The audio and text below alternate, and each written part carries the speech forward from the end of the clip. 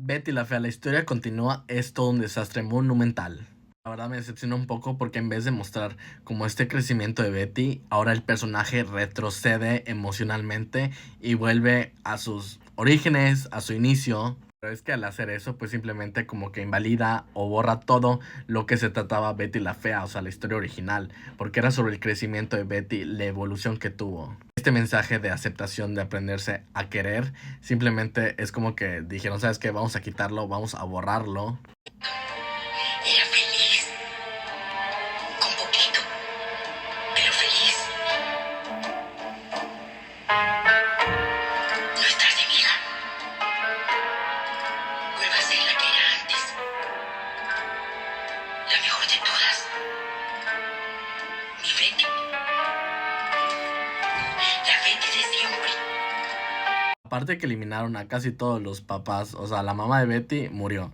Y los papás de Armando igual, solo dejaron al más detestable, o sea, el que realmente casi nadie quería, que es el papá de Betty. Ahora resulta que la mamá le deja esta carta de Betty diciendo que Betty simplemente jugó a transformarse en una mujer de negocios, pero que realmente pues no es feliz. O sea, que realmente es feliz si vuelve a ser la antigua Betty. Pero si recordamos bien, Betty no era feliz cuando era supuestamente fea. Pero si recordamos, Betty realmente no se amaba, no se quería y no era feliz cuando era Betty la Fea, sino que realmente ella estaba sufriendo por cada decepción que tenía y porque decía que el amor no llegaba a ella, y para esto sirvió este viaje de descubrimiento, de aceptación, de amarse a sí misma, para transformarse en una Betty más segura y más confiada. Aparte que el cambio de Betty realmente no fue un gran cambio estético ni físico, sino que realmente era más el cambio personal que ella tenía. O sea, realmente ella seguía usando lentes, simplemente tuvo una imagen mucho más renovada o mucho más nueva, digamos, más actualizada.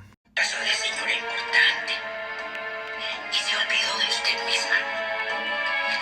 Realmente sí me molestó esto de que se disfrazó de señora importante, no se disfrazó de señora importante, simplemente evolucionó y creció y se actualizó, dejó de verse como una niña simplemente descuidada y muy infantil. Y ahora resulta que después de 20 años, pues esa transformación, este viaje que hizo de autodescubrimiento no sirvió de nada y volvió a ser la Betty de antes. Lo peor de esto es que ella no estaba usando sus lentes. Resulta que se los vuelve a poner, o sea, ella ya no estaba usando los lentes.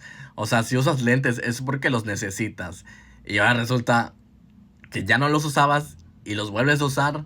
O sea, eso simplemente no tiene lógica, no tiene sentido para mí. O sea, los lentes, o sea, aparte de ser un accesorio, digamos, es porque se necesitan. Son una herramienta para poder ver y aquí simplemente el personaje ya no los estaba usando. O sea, esta continuación empezó con ella ya sin usar lentes.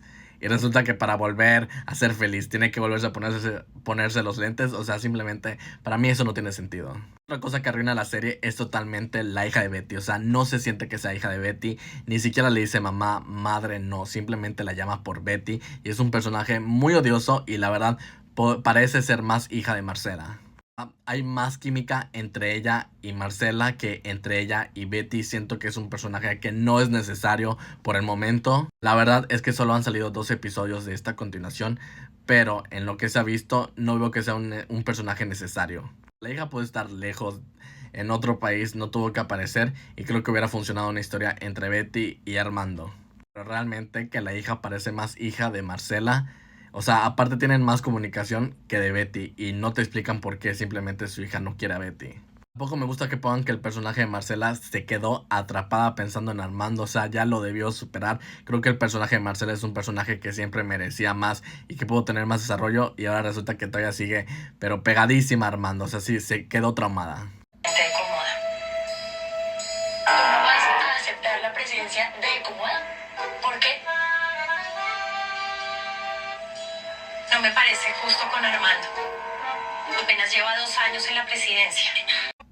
¿Cuál es el nombre de ese único dueño? Beatriz Pinzón Solano. No entiendo, doctor. Yo necesito que su empresa valga a mí. Otra cosa que no me gustó es que Don Armando fue el que llevó a la quiebra a Ecomoda, tomó pasos erróneos pero muy equivocados y resulta que Betty dice que hay que dejar que Armando pues siga en el liderazgo de la empresa, que porque solo lleva 2 años, o sea, el tipo que casi destruyó la empresa y le confía en la mano, o sea, eso también no tiene sentido ni lógica para mí. Otro cambio muy triste de esta nueva continuación de Betty la Fea fue el cuartel de las feas, que ya no existe. El cuartel estaba conformado por 7 personas casi. Ese cuartel de las feas solo quedaron 2.